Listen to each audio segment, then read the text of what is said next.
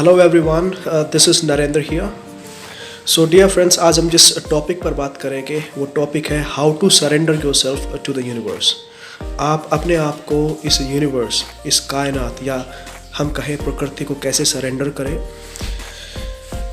मैंने जो शब्द यहाँ पर चुने हैं वो बहुत सोच समझ कर चुने हैं, क्योंकि जो परंपरागत रूप से ट्रेडिशनली जो शब्द हमारे पास हैं, जैसे ईश्वर है, भगवान है, माया है, आत्मा है, मैं इन शब्दों का यूज़ नहीं करता हूँ, क्योंकि इन शब्दों का बहुत गहरा अर्थ है और कहीं ना कहीं इनका मीनिंग जाने बिना इनको इतना यूज़ या फिर कहूँ अब्यूज़ किया गया है कि ये शब्द ही अब करप्ट हमें फील होना शुरू हो गए हैं।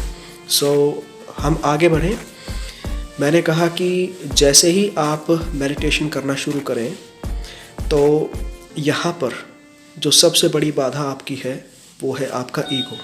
और जब तक आप इस आत्मभाव को या ईगो को आइडेंटिफाई नहीं करेंगे, इसको पहचानेंगे नहीं, तो उससे आपकी एक ऑब्जेक्टिव डिस्टेंस कभी नहीं आ पाएगी।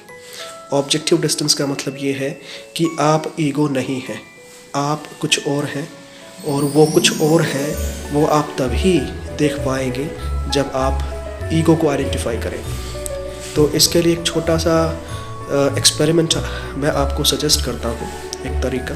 जैसे आप मेडिटेशन के लिए बैठे तो किसी शांत, एकांत, कंफर्टेबल एक जगह पर आप बैठते हैं, अपनी कमर को सीधा करके बैठें। कमर को सीधा करने से मतलब उसको खींच कर नहीं रखना है, आप कंफर्टेबल हो इस तरीके से बैठें। और जैसे ही कुछ समय के बाद आप ध्यान की गहराई में जाना शुरू करें, जो आपके इमोशंस हैं या मेमोरीज़ हैं या फिर कोई दूसरी तस्वीर आपके दिमाग में चलती है, उसको चलने दें, उनको देखते रहें। अब आप अपनी बॉडी को और जो आपके दिमाग में चल रहा है उसको केवल एक पॉइंट पर आकर इस यूनिवर्स को सरेंडर करना शुरू करें। और आप सरेंडर कब कर पाएंगे? जब आप इस तथ्य को, इस फैक्ट को जान लें कि हम किसी चीज़ को कंट्रोल नहीं कर सकते हैं।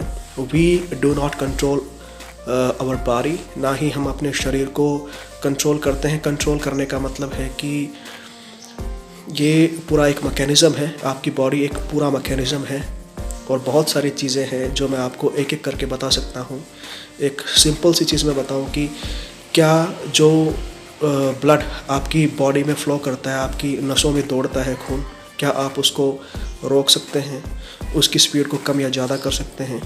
क्या आप कुछ देर के लिए अपने दिल की धड़कनों को रोक सकते हैं?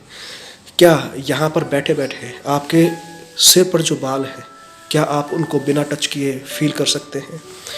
तो जैसे आप इस गहराई में जाएंगे आपको पता चलेगा कि आप लिटरली कुछ कंट्रोल नहीं करते हैं।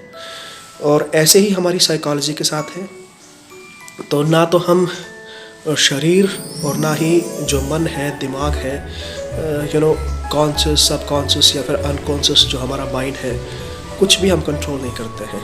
ये सारा का सारा जो प्रकृति है, जो यूनिवर्स है, उसके हाथों से ही चलता है, राइट। तो हम जब ये फैक्ट जानते हैं कि इस कायनात ने हमें पैदा किया है, यही हमें चलाने वाली है और यही हमें ख़त्म करने वाली है, तो इस मोमेंट पर हम थोड़ा इमेजिन करें।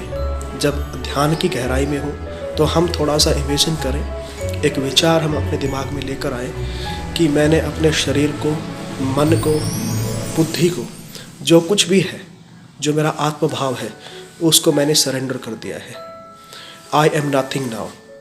अगर आप एक मोमेंट के लिए, एक पल के लिए भी अपने आप को बिल्कुल ऑनेस्टली, बहुत ईमानदारी से, एब्सोल्युटली अगर आप अपने आप को सरेंडर कर देते हैं, अपने आत्मभाव को सरेंडर कर देते हैं, तो उस मोमेंट में जो मेडिटेशन है उसका एक्चुअल रूप आपके सामने अपीयर होगा। सो जैसे जैसे आप इसको करेंगे तो शुरुआत में थोड़े एफर्ट्स आपको करने पड़ते हैं, लेकिन धीरे धीरे ये आपकी प्रैक्टिस में आएगा।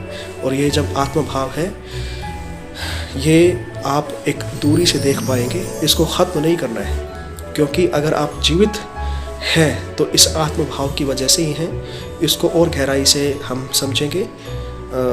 हमें केवल अपने ईगो को आइडेंटिफाई करना है उसको एक दूरी से देखना है और साइकोलॉजिकली, मेंटली हम जो आत्मभाव है, ईगो है, इसको हम एक तरफ रख सकते हैं और अपने आप को इस यूनिवर्स को सरेंडर करके और जो एक्चुअल मेडिटेशन है उसकी स्टेट में जा सकते हैं। Thank you.